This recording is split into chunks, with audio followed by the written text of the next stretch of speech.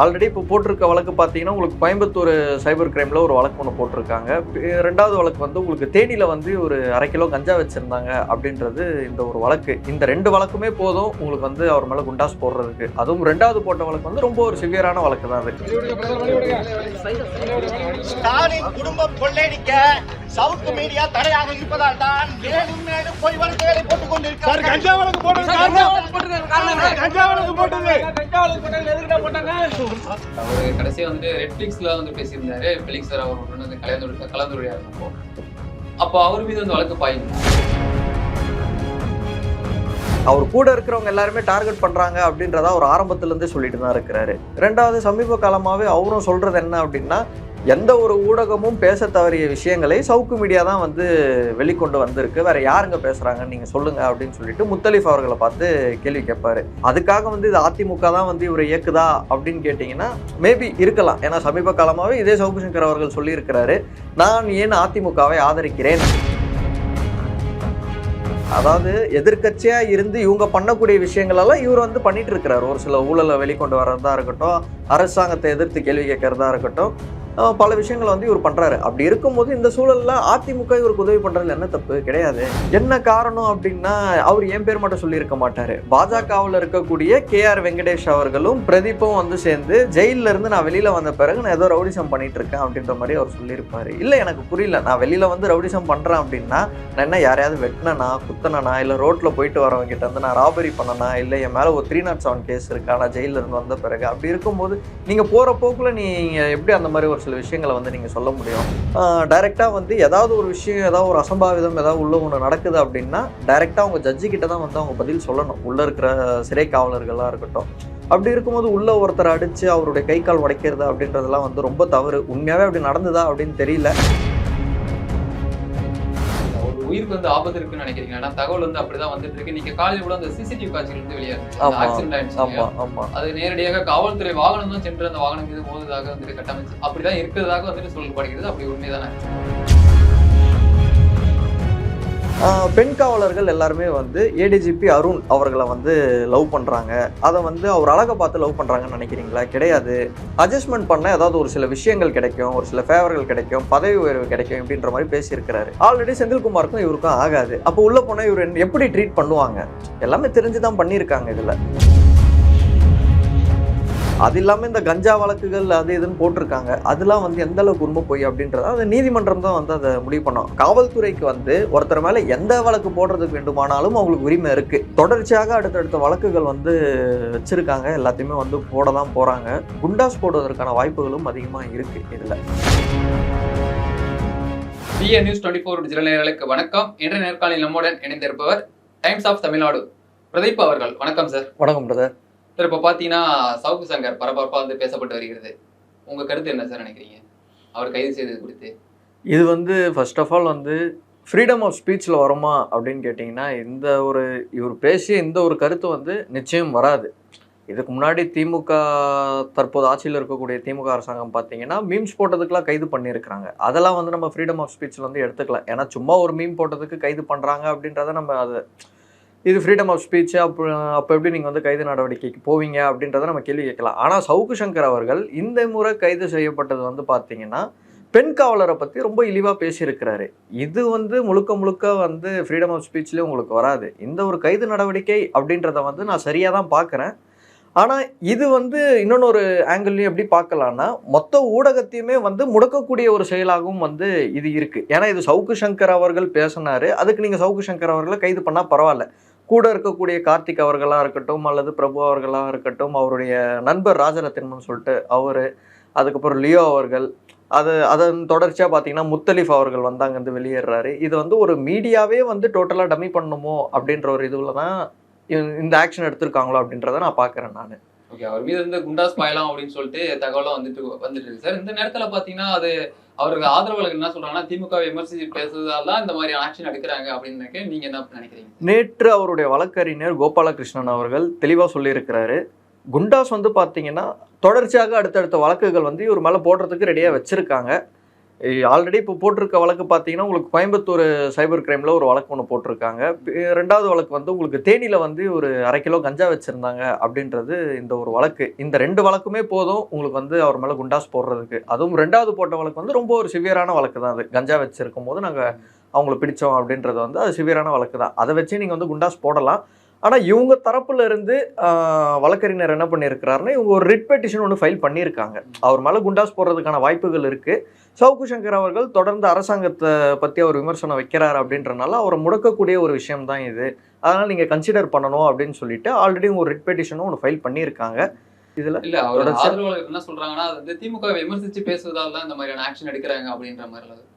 அதாவது பிரதர், திமுகவை விமர்சனம் பண்ணி அவர் ஒரு கருத்து சொல்றாரு, ஒரு ஊழலை சொல்றாரு, அதன் தொடர்ச்சியில வந்து கைது பண்றாங்க அப்படின்னா ஓகே, அவங்க சொல்றதை வந்து நம்ம ஏத்துக்கலாம். ஆனா இங்க முழுக்க முழுக்க அவர் பேசுனது வந்து காவல்துறையை வந்து இழிவா பேசிய ஒரு வழக்கு தானே தவிர இதுல வந்து நீங்க திமுக விமர்சனம் பண்ணனால கைது பண்ணாங்களா அப்படின்னா அது நீங்க ஒரு 50% வச்சுக்கோங்க. இன்னொன்று ஒரு 50% பார்த்தீங்கன்னா, இந்த பெண் காவலரை பற்றி அவர் இப்போ சமீபத்தில் அவர் பேசி அந்த ஒரு பேச்சுக்காக தான் இப்போ எஃப்ஐஆர் போட்டாங்க. அதுக்கடுத்து எஃப்ஐஆர் உங்களுக்கு இதில் போட்டிருக்காங்க, கஞ்சா வச்சிருந்தார் அப்படின்னு சொல்லிட்டு. இதுக்கடுத்து ஆல்ரெடி நிறைய கம்ப்ளைண்ட்ஸ் வாங்கி வச்சிருக்காங்க. அதில் ஒரு வழக்காக வந்து இதுக்கப்புறம் போடுவாங்க. அவர் கடைசியாக வந்துட்டு ரெட்ஃப்ளிக்ஸில் வந்து பேசியிருந்தாரு, ஃபெலிக்ஸ் சார் அவரோட வந்து கலந்துரையாடினப்போ. அப்போ அவர் மீது வந்து வழக்கு பாயுங்களா? கண்டிப்பா எனக்கு ஃபெலிக்ஸ் அண்ணன் அவர்களை வந்து நான் ரொம்ப வந்து அவரை அட்மையர் பண்ணி பார்ப்பேன் நான் அவருடைய பல பேட்டிகள்லாம். ஆனால் எனக்கு ஒரு வருத்தம் என்ன இதில் அப்படின்னா, அவரே மெட்ராஸ் ஸ்கூல் ஆஃப் ஜேர்னலிசம் அப்படின்னு சொல்லிட்டு ஒரு ஸ்கூல் நடத்துறாரு. அங்கே அப்படின்னு நடத்தக்கூடிய ஒரு அண்ணன் ஃபெலிக்ஸ் அவர்கள் ஒரு சிறந்த ஊடகவியலாளர். அவரே வந்து இந்த மாதிரி ஒரு பேட்டியை வந்து எடுத்திருக்கிறாரு. ஒன்று. ரெண்டாவது அதில் சவுக்கு சங்கர் அவர்கள் பேசிய ஒரு போர்ஷனை அவர் கட் பண்ணி இருக்கலாமோ அப்படின்றது எனக்கு தோணுது. ஏன்னா ஆல்ரெடி இதே ஃபெலிக்ஸ் அவர்கள் எடுத்த இன்டர்வியூ தான் வந்து கண்டெம்ட் ஆஃப் கோர்ட்ல வந்து உள்ள போயிட்டு வந்தார் சவுக்கு சங்கர் அவர்கள். இப்போ அதன் தொடர்ச்சியா வந்து திரும்பவும் என்ன அதுல ரெண்டுத்துலயும் பெரிய வித்தியாசம்லாம் கிடையாது.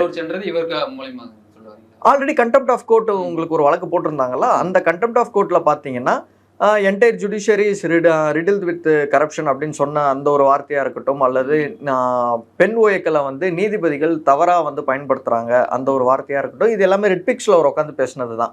அந்த வீடியோ வச்சு தானே அவர் மேலே வந்து அந்த ஒரு கண்டெம்ட் ஆஃப் கோர்ட்டுன்ற அந்த ஒரு வழக்கு எடுத்தாங்க. அதுக்கப்புறம் கடலூர் சிறையில் வந்து போட்டாங்க. அதுக்கப்புறம் சுப்ரீம் கோர்ட்டில் அப்பீல் போயிட்டு இப்போவும் வந்து அவர் பெயிலில் தான் இருக்கிறாரு. இன்னும் அந்த வழக்கு சுப்ரீம் கோர்ட்டில் வந்து விசாரணைக்கு வரணும். 6 மாதம் பனிஷ்மெண்ட்டாக அதில் கிட்டத்தட்ட ஒரு 50-60 நாட்கள் கிட்ட உள்ளே இருந்துட்டு தான் வந்திருக்கிறாரு. ஆல்ரெடி கோர்ட்டை பற்றி பேசியிருக்கிறாரு. இப்போ அதே ஆங்கிள் தான் என்ன இங்கே காவல்துறையை பற்றி பேசியிருக்கிறாரு. இந்த ஒரு போர்ஷன் வந்து இவர் கட் பண்ணி எடுத்துருக்கலாமோ அப்படின்னு எனக்கு தோணுது. அவ்வளோதான். இது வந்து அவரோட சேனலில் பதிவு பண்ணாமல் மற்ற சேனலில் பதிவு செஞ்சிருக்காரு. இது எப்படி பார்க்குறீங்க சார்? மற்ற எந்த சேனலில் உங்களுக்கு வந்து வழக்கு போட்டிருக்காங்க? ரெட்பிக்ஸ் மேலே மட்டும்தான் போட்டிருக்காங்களே. இவர் ஃபெலிக்ஸ் அவர்கள் மேலே வந்து கோயம்புத்தூர் சைபர் கிரைம் காவல்துறையினர் வந்து வழக்கு பதிவு செஞ்சுருக்காங்க. அவர் தேடிட்டு இருக்கிறதா சொல்கிறாங்க. ஆனால் அது எந்த அளவுக்கு உண்மை போய் அப்படின்றது தெரில. இந்த நேரத்துல நான் உங்கள்கிட்ட ஒரு கொஸ்டின் கேட்டே ஆகணும் சார். நீங்க வந்து சவுக்கு சங்கர் அவருடன் வந்து பயணிச்சுட்டு வந்திருந்தீங்க சார். ஆமா. எதன் காரணமாக அவரை விட்டு வெளியேறீங்க? தொடர்ந்து உங்க சேனல்ல பாத்தீங்கன்னா சவுக்கு சங்கர் அரசுக்கு அப்புறமா அவருக்கு ஆப்போசிட்டாவே பேசிட்டு இருக்கீங்க. என்ன காரணம் சார்? என்ன நடந்தது? ரெண்டாவது விஷயத்துல நான் இதில் கிளாரிஃபை பண்ணிக்கிறேன். தொடர்ந்து அவர் அரெஸ்ட்க்கு அப்புறம்லாம் நான் வந்து எதிராலாம் வந்து நாங்கள் பேசலை. அங்கே என்ன நடக்குதோ அதை தான் வந்து இங்கே வந்து ரிப்போர்ட் பண்ணிட்டு இருக்கோம். சோஷியல் மீடியாவில் ஒரு கூட இருக்கிறவங்க வந்து சொல்லுவாங்க, இது வந்து ஃப்ரீடம் ஆஃப் ஸ்பீச்சை வந்து முடக்கிறாங்க அப்படின்னு சொல்லிட்டு. அவர் பேசுனது வந்து பெண் காவலரை வந்து இழிவாக பேசியிருக்கிறாரு. அதற்காக போட்டப்பட்ட ஒரு வழக்கு தானே தவிர இதே சவுக்கு சங்கர் அவர்களை ஒரு ஊழலை வெளியிட்டு அதன் காரணமாக வந்து கைது பண்ணியிருந்தாங்க அப்படின்னா இதே பிரதீப் வந்து நீங்கள் கைது பண்ணது தப்பு அப்படின்னு வந்து பேசியிருப்பேன். இப்போவும் வந்து நீங்கள் அவரை கைது பண்ணது வந்து சரியா தப்பா அப்படின்ற ஒரு வாதத்துக்குள்ளேயே வரல. ஆனால் இது ஃப்ரீடம் ஆஃப் ஸ்பீச்லாம் வராது. அவ்வளோதான்.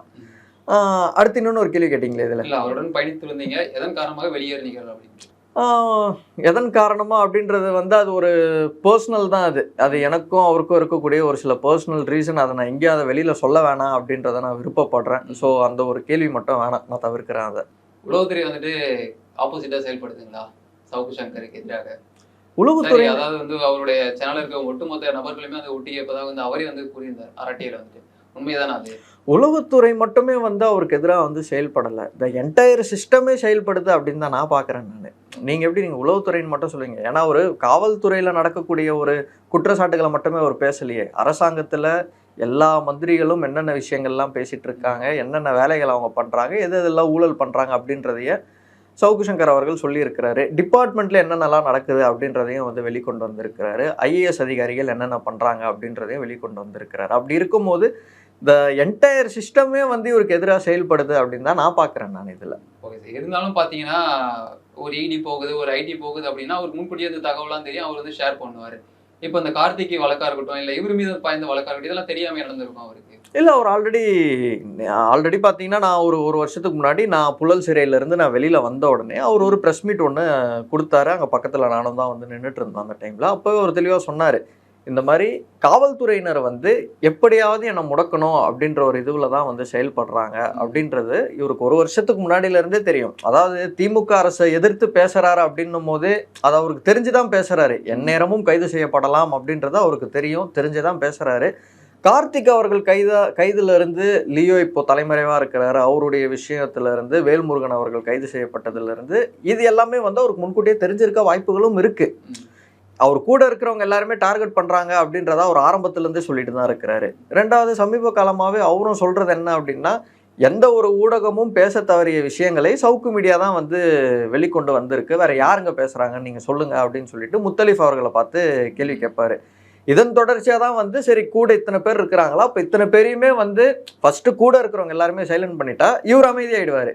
இப்போ சவுக்கு சங்கர் அவர்கள் உள்ள போயிட்டாரு. இன்னைக்கு காலையில இப்போ கூட நான் வரும்போது கூட பார்த்தேன், நான் ஒருத்தர் வந்து ட்வீட் போட்டிருக்கிறாரு, வேல்முருகனுக்கு வந்து என்ன அப்டேட்டு கேஸு, கார்த்திக் வெளியில வந்துட்டாரா இல்லையா அப்படின்னு சொல்லிட்டு அவர் டேக் பண்ணி போட்டிருக்கிறாரு. அதுக்கு ஒருத்தர் கமெண்ட்ல போடுறாரு, அப்டேட் கொடுக்கறதுக்கு இங்க ஆள் இல்லையே அப்படின்னு சொல்லிட்டு. அப்போ இதுல இருந்து என்ன தெரியுது, எல்லாரையுமே மொத்தமா முடக்கணும் அப்படின்ற நோக்கத்துல தான் காவல்துறை இதுல செயல்பட்டு இருக்காங்க. இதுல கார்த்திக் அவர்கள் வந்து வெளியில வந்துட்டாரு, அது தெரிஞ்ச கதை. வேல்முருகன் அவர்கள் என்ன பிரச்சனை சார் அவருக்கு? வேல்முருகன் அவர்கள் ஒசூர்ல இருக்கிறாரு. ஆக்சுவலா பெங்களூர்ல வந்து ஒரு துணிக்கடையில ஒரு சேல்ஸ் மேனேஜரா வந்து ஒர்க் பண்ணிட்டு இருக்கிறாரு. தீவிரமான சவுக்கு ஆதரவாளர். ஆன்லைன்ல வந்து எனி டைம் ஆன்லைன்ல இருக்கக்கூடிய ஒரு நபர் தான் வேல்முருகன் அவர்கள். இவர் பைக்ல போயிட்டு இருக்கும் போது பின்னாடியே ஒரு பைக்ல வந்து ஒருத்தங்க இடிச்சதா சொல்றாங்க. இடிச்ச உடனே கீழே இறங்கி அங்க ஒரு வாக்குவாதங்கள் ஏற்பட்டிருக்கு. இந்த வாக்குவாதம் நடக்கும் போது ஒரு ஜீப்ல வந்து ஒரு 8 போலீஸார் வந்து வேல்முருகனை உடனே கூட்டிட்டு போயிடுறாங்க. அந்த ஸ்பாட்ல நடக்குது இது எல்லாமே. இதை வந்து நம்ம இன்னொன்னு ஒரு ஆங்கிள்லயும் நம்ம பார்க்கலாம். எப்படின்னா, இப்போ வேல்முருகன் வந்து அப்போ போயிட்டு இருக்கும் போதே பின்னாடி 8 போலீஸார் வந்து இவரை ஃபாலோ பண்ணினே வந்திருக்காங்களா இந்த ஒரு விஷயத்துக்கு. இது எல்லாமே நடந்தது வந்து எல்லாம் ஒரு பிளான்டா நடந்ததா அப்படின்றதும் வந்து பார்க்கக்கூடியவர்களுக்கே அந்த ஒரு கேள்விகள்லாம் வரும். இப்போ வேல்முருகன் அவர்களை கைது பண்ணியிருக்கிறாங்க. இப்போ வந்து அவர் ஜுடிஷியல் கஸ்டடியில் இருக்கிறாரு, ரிமாண்டில். அப் டு டேட் இது வரைக்கும் அவருக்கு வந்து இன்னும் பெயில் பெட்டிஷன் போடலை. எஃப்ஐஆரை வந்து மாடிஃபை பண்ணியிருக்கிறாங்க. அதில் அடிஷ்னலாக என்னென்ன செக்ஷன் எடுத்துகிட்டு வந்திருக்கிறாங்கன்னா, இவர் வந்து கொலை முயற்சி பண்ணலாம் வந்து அந்த ஸ்பாட்டில் பண்ணார் அப்படின்ற மாதிரிலாம் வந்து ஒரு சில செக்ஷனை மாடிஃபை பண்ணியிருக்கிறாங்க. பெயில் ஆகிறதுக்கு கொஞ்சம் லேட் ஆகும். ஆனால் இது வரைக்கும் பெயில் வந்து வேல்முருகன் அவர்களுக்கு பெட்டிஷன் எதுவுமே போடலை. அப்பகுதியில் இருக்கக்கூடிய அதிமுக வழக்கறிஞர்கள் தான் வந்து இப்போ அந்த கேஸை வந்து ஃபாலோ பண்ணிட்டு இருக்காங்க. லாஸ்ட் ஒரு 2 நாள் அவங்களும் கொஞ்சம் ஸ்லோவாக இருக்காங்களோ அப்படின்ற மாதிரியும் வந்து தகவல் கிடைச்சிருக்கு நமக்கு. சவுக்கு மீடியாவை இயக்குவதே வந்து அதிமுக தானே சார்? ஏன்னா வந்து கார்த்திக் அவர்களை வந்து உதவி செஞ்சதுல விஜய் பாஸ்கர் வந்து பேர் சொல்லுங்க. ஆமாம். இங்கே இப்போ நீங்கள் வேல்முருகன் சொல்றீங்க, அதே மாதிரி இப்போ சவுக்கு மீடியா பின்புலத்தில் அதிமுக தான் இருக்கிறதா? இல்லை, ஏன் இல்லை, நான் பொதுவாக கேட்குறேன், ஏன் அவங்க வந்து பண்ணக்கூடாதுன்னு கேட்குறேன். ஏன்னா திமுக அரசாங்கத்தை எதிர்த்து கேள்வி கேட்கக்கூடிய ஒரு நபர் சவுக்கு சங்கர் அவர்கள். சவுக்கு சங்கர் அவர்கள் இப்போ வந்து ஒரு இக்கட்டான சூழ்நிலையில் இருக்கும் போது ஏன் எதிர்க்கட்சியாக இருக்கக்கூடிய அதிமுக வந்து உதவி பண்ணுறதுல என்ன தப்பு அதில்? அதுக்காக வந்து இது அதிமுக தான் வந்து இவரை இயக்குதா அப்படின்னு கேட்டிங்கன்னா மேபி இருக்கலாம். ஏன்னா சமீப காலமாகவே இதே சவுக்கு சங்கர் அவர்கள் சொல்லியிருக்கிறாரு, நான் ஏன் அதிமுகவை ஆதரிக்கிறேன் அப்படின்னு சொல்லி ஒரு வீடியோவே போட்டிருக்கிறாரு அவர் சேனலில். இருக்கலாம், இயக்குறாங்க. ஏன்னா திமுக அதாவது எதிர்க்கட்சியாக இருந்து இவங்க பண்ணக்கூடிய விஷயங்களெல்லாம் இவர் வந்து பண்ணிட்டு இருக்கிறார். ஒரு சில ஊழலை வெளிக்கொண்டு வர்றதா இருக்கட்டும், அரசாங்கத்தை எதிர்த்து கேள்வி கேட்கறதா இருக்கட்டும், பல விஷயங்களை வந்து இவர் பண்ணுறாரு. அப்படி இருக்கும்போது இந்த சூழலில் அதிமுக இவருக்கு உதவி பண்ணுறதுல என்ன தப்பு? கிடையாது. ஓகே சார், நான் முன்னாடியே உங்கள்கிட்ட ஒரு கொஸ்டின் கேட்டிருந்தேன், வந்துட்டு நீங்கள் பர்சனலாக வந்து ஷேர் பண்ண முடியாதுன்னு சொல்லியிருந்தீங்க சார். ஆனாலும் சவுக்கு சங்கர் வந்து அவருடைய ஆஃபீஸ் வந்து இந்த ஃபுட்டேஜ் வந்து காணாமல் போனப்போ உங்களுடைய பேரும் குறிப்பிட்டு தானே பேசியிருந்தாரு சார்? கரெக்ட், நீங்கள் சொல்கிறது. ஆக்சுவலாக மதன் ரவிச்சந்திரன் அவர்கள் வந்து அது பண்ண ஒரு ஸ்டிங் ஆப்ரேஷன். மதன் ரவிச்சந்திரனுக்கும் எனக்கும் தொடர்பே கிடையாது, சரிங்களா? இது வரைக்கும் மதன் ரவிச்சந்திரன் அவர்களுக்கு குட் மார்னிங்னு ஒரு டெக்ஸ்ட் மெசேஜ் என் ஃபோன்லேருந்து போனது கிடையாது. மதன் ரவிச்சந்திரன் நான் நேரில் பார்த்ததும் கிடையாது, ஃபோனில் பேசினதும் கிடையாது. இதே மதன் ரவிச்சந்திரன் அவர்கள் என் வீட்டுக்கு கீழே வந்து நின்றுலாம் ஸ்டிங் ஆப்ரேஷன்லாம் பண்ணிட்டுலாம் போயிருக்கிறாரு. அந்த வீடியோ வந்து வெளியில் வந்திருக்கும். அப்படி இருக்கும்போது நானே எப்படி மதன் ரவிச்சந்திரன் கூட சேர்ந்து இந்த இது போன்ற செயலில் வந்து நான் பண்ண முடியும்? மதன் ரவிச்சந்திரன் என்ன சொல்கிறாருன்னா, ஒரு ஆஃபீஸில் இருந்த ஃபுட்டேஜ் நான் ஆளுங்களை வச்சு எடுத்தேன் அப்படின்னு சொல்கிறாரு. ஆனால் சவுக்கு சங்கர் அவர்கள் என்ன சொல்கிறாருன்னா, ஆளுங்களை வச்சுலாம் எடுக்கலை, என் ஆஃபீஸில் இருந்து நான் ஒரு ஆர்டிஸ்ட்டை வெளியில் கொடுத்தேன் ஒரு ஃபைல் ஒன்று காப்பி பண்ணுறதுக்கு. அங்கே நான் கொடுத்த இடத்துல வந்து மிஸ்யூஸ் பண்ணியிருக்காங்க அப்படின்றது சவுக்கு சங்கர் அவர்களின் குற்றச்சாட்டு. இது சம்பந்தமாக ஆல்ரெடி உங்கள் பாண்டிபஜார் ஸ்டேஷனில் புகார் கொடுத்துருக்குறாங்க. புகாருக்கு சிஎஸ்ஆர் ரீசெண்டாக போட்டாங்க அப்படின்ற மாதிரி தான் அவரே சொல்லியிருந்தார். அப்போ காவல்துறையினர் நடவடிக்கை எடுக்கட்டும், அவங்க இன்வெஸ்டிகேட் பண்ணி கண்டுபிடிக்கட்டும் யார் கூட தொடர்பில் இருக்கிறாங்க, எப்படி ஃபுட்டேஜ் வெளியில் போச்சு அப்படின்றது. என்ன காரணம் அப்படின்னா, அவர் என் பேர் மட்டும் சொல்லியிருக்க மாட்டாரு. பாஜகவில் இருக்கக்கூடிய கேஆர் வெங்கடேஷ் அவர்களும் பிரதீப்பும் வந்து சேர்ந்து ஜெயிலில் இருந்து நான் வெளியில வந்த பிறகு நான் ஏதோ ரவுடிசம் பண்ணிட்டு இருக்கேன் அப்படின்ற மாதிரி அவர் சொல்லியிருப்பாரு. இல்லை எனக்கு புரியல, நான் வெளியில வந்து ரவுடிசம் பண்றேன் அப்படின்னா நான் என்ன யாரையாவது வெட்டினனா, குத்தனா, இல்லை ரோட்டில் போயிட்டு வரவங்க கிட்ட வந்து நான் ராபரி பண்ணனா, இல்லை என் மேலே ஒரு 307 கேஸ் இருக்கா நான் ஜெயிலில் இருந்து வந்த பிறகு. அப்படி இருக்கும்போது நீங்கள் போகிற போக்கில் நீங்கள் எப்படி அந்த மாதிரி ஒரு சில விஷயங்களை வந்து நீங்கள் சொல்ல முடியும்? சரி, என்னை பற்றி நீங்கள் ஒரு விஷயம் வைக்கிறீங்க அப்படின்னா என்ன ஆதாரத்தோடு நீங்கள் அந்த ஒரு விஷயத்த வந்து வைக்கிறீங்க? இப்போ நான் யாரையாவது அவர் என்ன சொல்கிறாரு, கலெக்ஷன் பண்ணுறான் அப்படின்றாரு. நான் ஃபோனை போட்டு யாரையாவது மிரட்டின ஆடியோ ஏதாவது இருக்கா அவங்க கிட்ட? எதுவுமே கிடையாது. அப்படி இருக்கும்போது நீங்கள் எப்படி நீங்கள் போகிற போக்கில் என் மேலே நீங்கள் ஒரு குற்றச்சாட்டை நீங்கள் எப்படி வச்சுட்டு அவ்வளோ எளிதாக நீங்கள் கடந்து போக முடியும்? இந்த நேரத்துல வந்துட்டு சவுக்கு மீடியா வந்து ஒவ்வொருவராக வந்து வெளியேறி வந்து இருக்காங்க. சரியான காரணமா இது? ஏன்னா வந்துட்டு சேனல் வந்துட்டு அந்த அளவுக்கு ரன் இல்ல. இப்போ யாருமே வந்துட்டு மோஸ்டா வீடியோ கூட போஸ்ட் பண்றது கிடையாதுன்னு நினைக்கிறேன். ஆமா, இல்ல ஸ்டாப் ஆயிடுச்சு, டோட்டலா ஸ்டாப். அவருக்கு ஆதரவாக இப்ப யாருமே இல்லைன்னு நினைக்கிறீங்களா? அவருக்கு ஆதரவாக பார்த்தீங்கன்னா கடந்த முறை நீதிமன்றத்துடைய இந்த வழக்கு கண்டெம்ட் வழக்கில் அவர் உள்ளே போகும்போது எல்லாருமே குரல் கொடுத்தாங்க. அந்த நேரத்தில் நாம் தமிழர் கட்சியின் ஒருங்கிணைப்பாளர் அண்ணன் சீமான் முதற்கொண்டு பல அரசியல் கட்சி தலைவர்கள்லேருந்து எல்லாருமே வந்து இதை கண்டித்து பேசினாங்க. ஆனால் இப்போ இருக்கக்கூடிய சூழலில் சீமான் அவர்கள் என்ன சொல்லியிருக்கிறாருன்னா, தம்பி சவுக்கு சங்கர் அவர்கள் வந்து என்னதான் இருந்தாலும் ஏடிஜிபி ஐயா அருண் அவர்களை பற்றி பேசிய கருத்து வந்து ரொம்ப தவறு, அது பார்க்குற எங்களுக்கே வந்து ரொம்ப கஷ்டமாக இருக்குது, அப்போது அவரை வந்து எவ்வளோ அது பர்சனலாக பாதிச்சிருக்கோம் அப்படின்ற மாதிரி சீமான் அவர்களே வந்து சொல்லிட்டாரு. 2 பெரிய அளவில் ஆதரவு அப்படின்னு பார்த்தா இந்த முறை யாரும் கொடுக்கல. அதிமுக ஒருத்தங்க கொடுத்துட்டு இருக்கிறாங்க, அவ்வளோதான். எடப்பாடி அவர்கள் கூட இப்போ ஓப்பனாக வந்து இப்போ போட்டிருக்கிறாரு, ஓப்பனாக வந்து ஒரு அறிக்கையை வெளியிட்டு இருக்கிறாரு. சவுக்கு சங்கர் அவர்கள் வந்து கைது பண்ணது மட்டும் இல்லாமல் சிறையில் வந்து அவரை இவ்வளோ டார்ச்சர் பண்ணுறாங்க. நேற்று அவருடைய வழக்கறிஞருடைய பேட்டியை நான் பார்த்தேன். நான் இதெல்லாம் வந்து முழுக்க முழுக்க தவறு அப்படின்ற மாதிரி எடப்பாடி அவர்கள் ஆதரவு கொடுத்துருக்கிறாரு. இப்போதான் கொஞ்ச நேரத்துக்கு முன்னாடி என்ன ஒரு 10-15 நிமிஷம் இருக்கும், இப்போதான் போட்டிருக்கிறார் போல.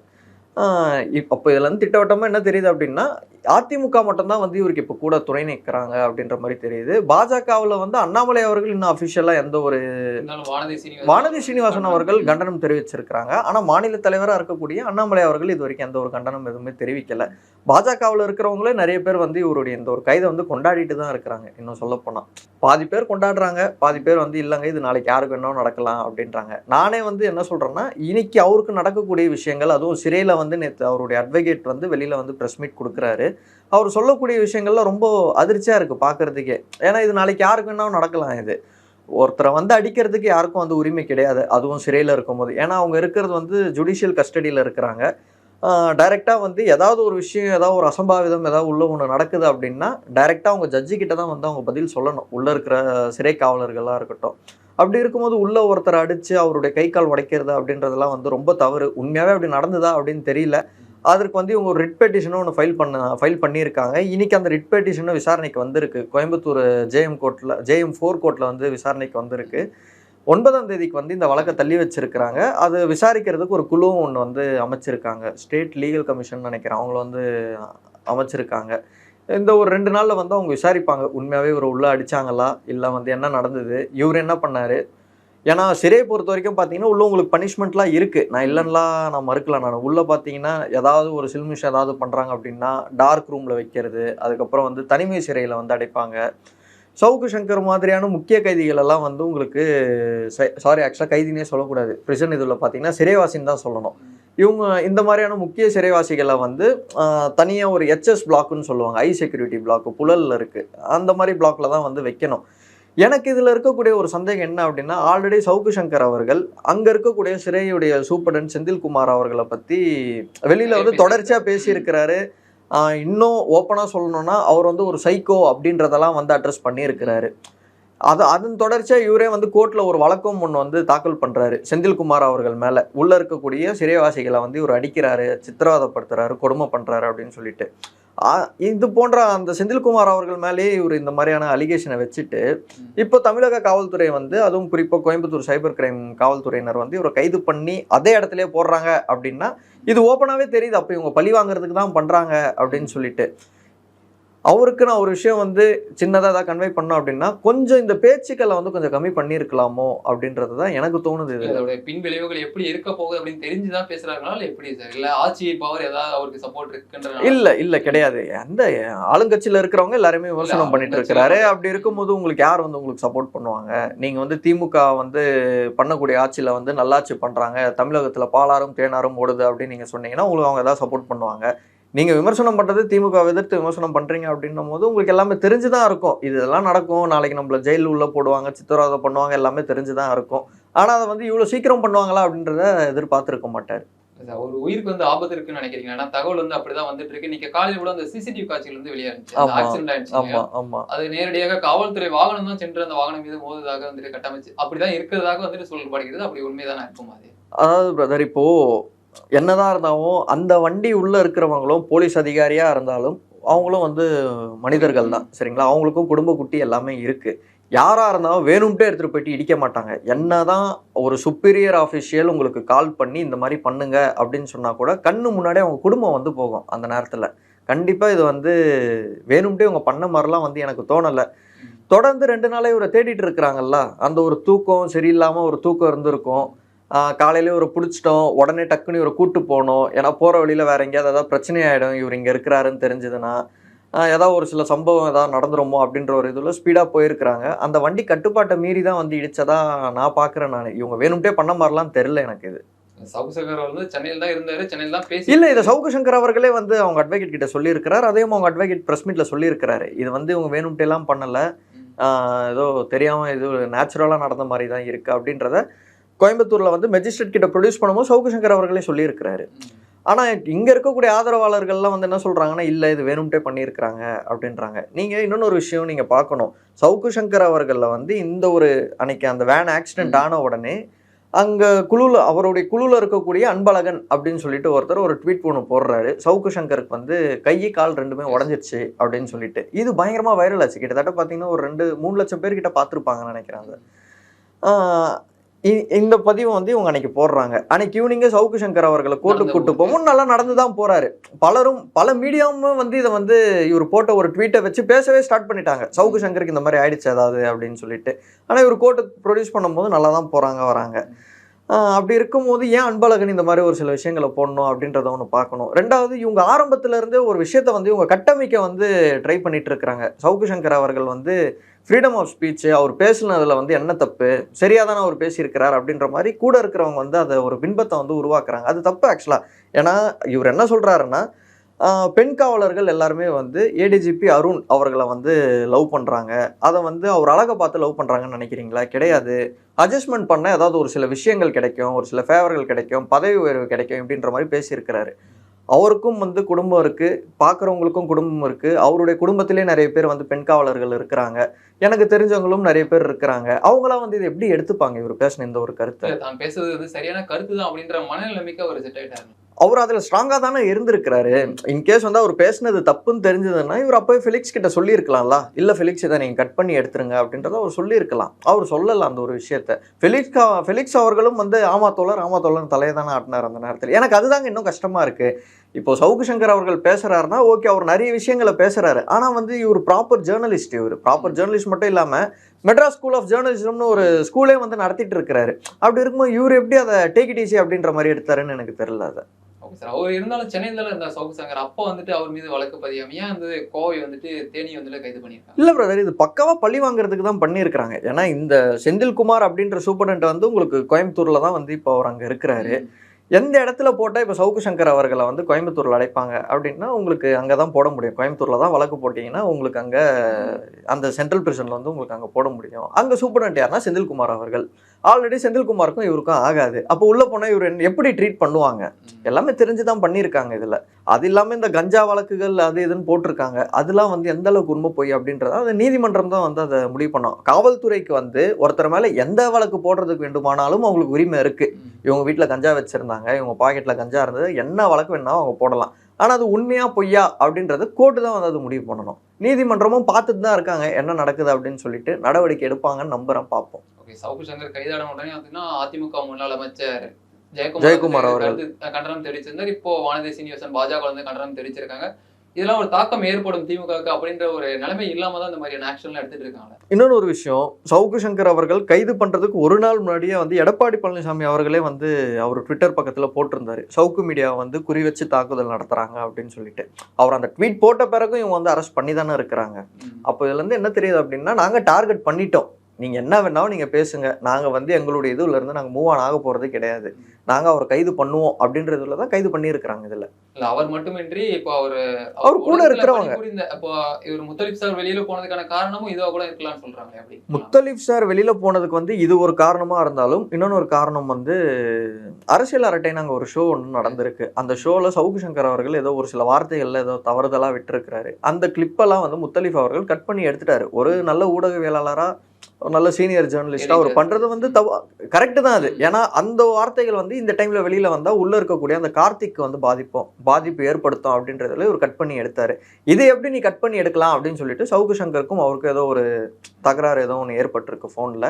அதன் தொடர்ச்சியாக தான் வந்து ஆல்ரெடி அவரும் ஒரு ஐடியாவில் தானே இருந்திருப்பாரு. பலரும் ஃபோன் பண்ணி சொல்லியிருப்பாங்க, ஏன்பா இருக்கிறாங்க அந்த வெளியில் வந்துரு அப்படின்னு சொல்லிட்டு. சரி ஓகே, நமக்கு இங்கே மரியாதை இல்லை, நம்ம எதுக்கு இதுக்கப்புறம் இங்கே இருக்கணும் அப்படின்னு சொல்லிட்டு அங்கே வெளியேறிட்டார். அதே அரசியல் லியோன்ற நம்பரை பார்த்தீங்கன்னா அவர் வந்துட்டு கலந்துருந்தார் சார். அவர் மீது பெண் அந்த காதலி வந்துட்டு புகார் கொடுப்பதாக வந்துட்டு அவரே இணையத்தில் பதிவிட்டு இருந்தார் சவுக்கு சங்கர் அவர்களே. அது உண்மைதானா? அது பிரதர், இப்போ உதாரணத்துக்கு சொல்கிறேன், ஒரு 3வது நபர் ஒருத்தர் வந்து ஒரு பெண்ணை காதலிக்கிறார், சரிங்களா? அந்த பெண்ணை வச்சு எப்படி வந்து புகார் கொடுக்க முடியும்? ஃபர்ஸ்ட் நான் கேட்குறேன், நான் 2 பேரும் லவ் பண்ணுறாங்க, அப்படி இருக்கும்போது அந்த பெண்ணை வச்சு எப்படி புகார்? காவல்துறை தரப்புல இருந்து போயிருந்துச்சுன்னா பெண் குடும்பத்தை ஏங்க 2 பேரும் உண்மையா லவ் பண்றாங்கன்னும் போது எப்படிங்க அந்த பொண்ணே புகார் கொடுக்கும்? நான் கேட்குறேன், நான் ஏன் கொடுக்கணும் தானே கேட்கும் அந்த பொண்ணு அந்த இடத்துல. சரி, 2வது லியோ அவர்கள் தப்பு பண்ணல, அப்படி இருக்கும்போது அவர் ஏன் ஓடி ஒளிகிறாரு? நேரடியாக காவல்துறை விசாரணையை வந்து அவர் ஃபேஸ் பண்ணலாமே. அப்படி ஒன்று. 2வது வந்து சுற்றி நடக்கிறது பார்த்தாவும் உங்களுக்கு எப்படி தெரியுது, எல்லாமே வேணும்ட்டே பண்ணுறாங்க அப்படின்ற மாதிரியும் தெரியுது. ஸோ இது வந்து எப்படி வேணாலும், நான் ஆரம்பத்திலே சொல்லிட்டேன், காவல்துறை வந்து எந்த வழக்கு வேண்டுமானாலும் போடலாம் ஒருத்தர் மேலே. அது உண்மையா பொய்யா அப்படின்றத நீதிமன்றம் தான் முடிவு பண்ணணும்.